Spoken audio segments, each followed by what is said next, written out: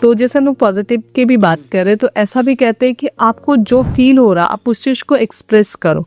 हाँ, तो क्या इसका मतलब ये है कि आपको अगर अच्छा नहीं लग रहा तो आप एक्सप्रेस मत करो, या फिर आप हमेशा पॉजिटिव ही फील करो?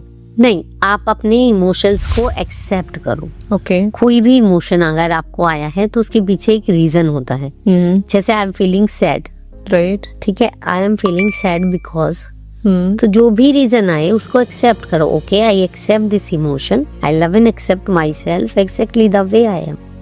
ठीक है, ये इमोशन आया है और मैं उसको लेट गो करती हूँ। ओके, पहले आप उसे फील करके लेट गो करें। हाँ, Right. तो जब हम उसको एक्सेप्ट करते हैं तो हम उससे भाग नहीं रहे हैं। अगर आप किसी चीज से बच के भाग रहे हो तो वो बार बार आपके पास आएगी, लेकिन आप उसके सामने खड़े होके अगर उसको एक्सप्रेस कर रहे हो, एक्सेप्ट कर रहे हो, तो वो चली जाएगी, वो परेशान नहीं करेगी आपको। ओके, तो आप पहले accept वैसे आप सोचो कि बॉस, आपको अच्छा बॉस नहीं मिल रहा है, सिंपल है ना, पसंद नहीं आ रहा, और आप जॉब बदले जा रहे हो, और फिर लेकिन और अगेन जॉब, सेम जॉब में आपको वैसे ही लोग मिल रहे हैं। क्यों? Right. Because you have the frequency of fear, you have the frequency to attract the problems. तो आप जब हम अपनी फ्रीक्वेंसी चेंज करते हैं तो वो, मेरी लेडीज से बात होती है तो एक लेडीज मुझे मिली, थर्ड मैरिज, ठीक है, और सेम तीनों मैरिजेस में सेम प्रॉब्लम थी।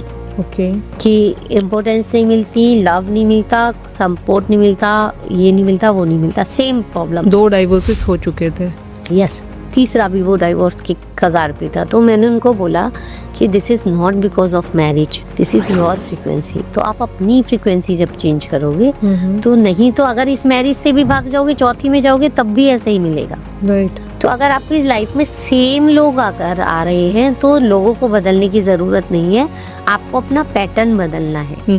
अगर आपको लैक ऑफ लव फील करने की आदत है तो आपको हर रिलेशनशिप में वैसे ही लोग मिलेंगे, या इवन कोई भी मिल जाए, आपको लैक ऑफ लव ही फील होगा। क्योंकि आप पॉजिटिव चीजें आप अट्रैक्ट ही नहीं कर रहे हो, आप देख ही नहीं रहे हो।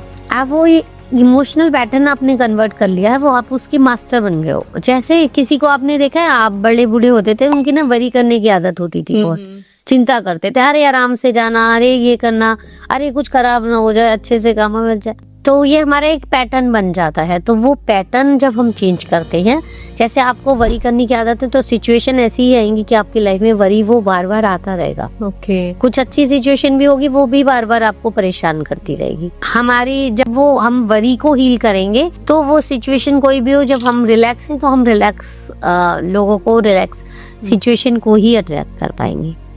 तो फिर उस लेडी का क्या हुआ? उस लेडी को मैंने बोला था क्लासेस करने के लिए, लेकिन उन्होंने किया नहीं, क्योंकि लोगों को लगता है ऐसे नहीं होता, वो लोग मानते भी नहीं है। तो वो बाद में भी बात हुई तो वो सेम सिचुएशन में हमें। ओके। लेकिन एक और हमारी ऑस्ट्रेलिया की क्लाइंट थी, उन्होंने हीलिंग सेशन लिया था और उनका भी वही सेम प्रॉब्लम थी, जो प्रॉब्लम पहली मैरिज में थी, वही सेम प्रॉब्लम उन्हें सेकंड मैरिज में मिली। तो वो जब मेरे पास आई थी तो सेकंड मैरिज का डिवोर्स हो चुका था and she was in depression में थी वो, और with in 1 month she is enjoying her life, बहुत हैप्पी हैं, अभी अपनी काम भी कर रही हैं, मनी भी आ रहा है, और and she is living very good life.